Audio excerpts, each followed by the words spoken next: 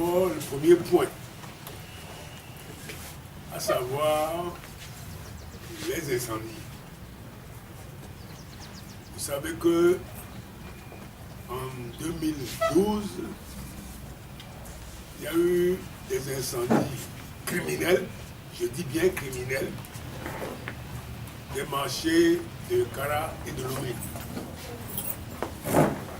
Vous savez également que sur le marché de Kara, il a été dit précisément que c'était un fou qui voulait éteindre un petit feu qu'il avait allumé et que c'est ce départ de feu qui a mis le feu au marché. Pour plus tard, on a dit que c'est l'opposition togolaise qui a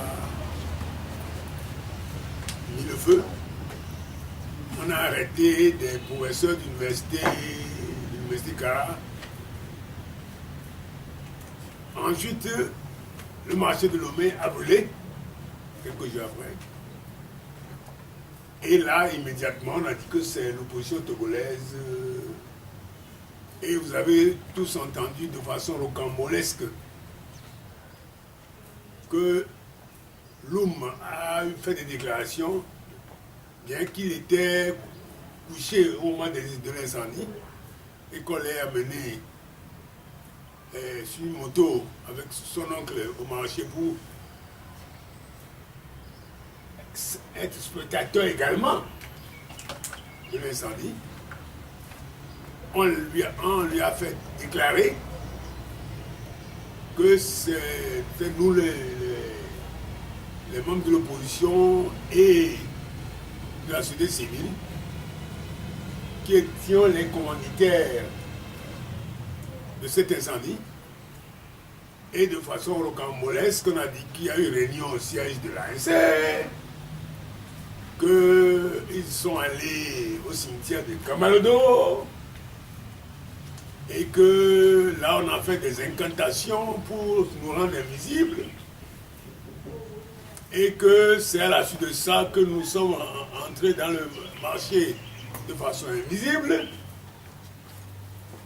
pour aller incendier le marché de Lomé. Si ce n'était pas un drame, l'incendie de ce marché, on aurait bien rigolé de ce qu'on avait déclaré. Mais c'était un drame. Et on a fait arrêter des tas de personnes, dont moi-même ici présent. J'ai été gardé à vue à la gendarmerie nationale pendant 36 heures. Et je dis, il faut qu'on me dise qui a brûlé les marchés. On ne peut pas me garder impunément, même pendant 36 heures, en garde à vue. Et on m'a libéré un dimanche à 22 heures la nuit, devant un juge qui nous avait reçus, un magistrat, un substitut procureur qui nous a reçus à 22 heures et qui nous a libérés un dimanche.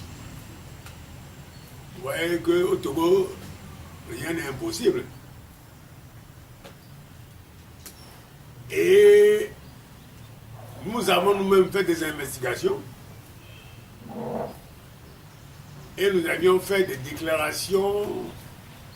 Loum aussi a fait des déclarations pour revenir sur les déclarations qu'il a faites. Dans un pays normal, lorsque Loum a fait les premières déclarations et qu'on a eu à l'arrêter et à nous arrêter beaucoup de gens, dont certains sont décédés, les gens arrêtés. Des femmes qui ont vu le fruit de leur vie entière partir en fumée au marché,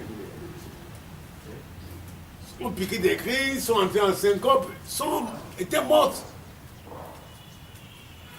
Des gens sont devenus à ce jour paralysés. Jusqu'à présent. et on ne dit plus rien. On dit qu'on va amener ça à la cour d'assises. La cour d'assises n'a jamais été réunie dans ce sens. Ça fait maintenant, depuis 2012, ça fait 7 ans. La cour d'assises n'a pas été réunie, la prescription court au galop, parce que la prescription, c'est de 10 ans pour les crimes. Elle court au galop et on ne dit plus rien. Alors, nous avons formé un collectif d'avocats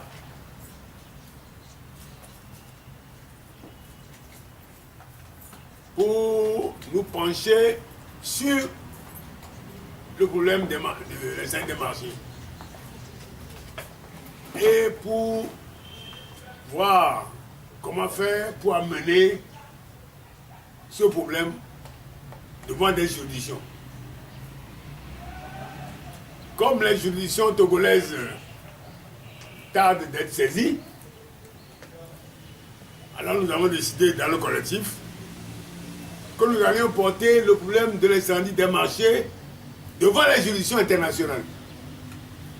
Donc je vous annonce qu'à ce jour, il y a eu 400 plaintes, plus de 400 plaintes de femmes victimes de ces incendies que nous allons porter devant les juridictions internationales. Juridictions internationales africaines ou devant les instances juridictionnelles étrangères en dehors de l'Afrique. Nous sommes pratiquement prêts. Les dossiers vont être envoyés devant ces juridictions et vous aurez les réponses de ces plaintes déposées très bientôt. Parce que nous estimons que 7 ans passés, aucune procédure n'a été faite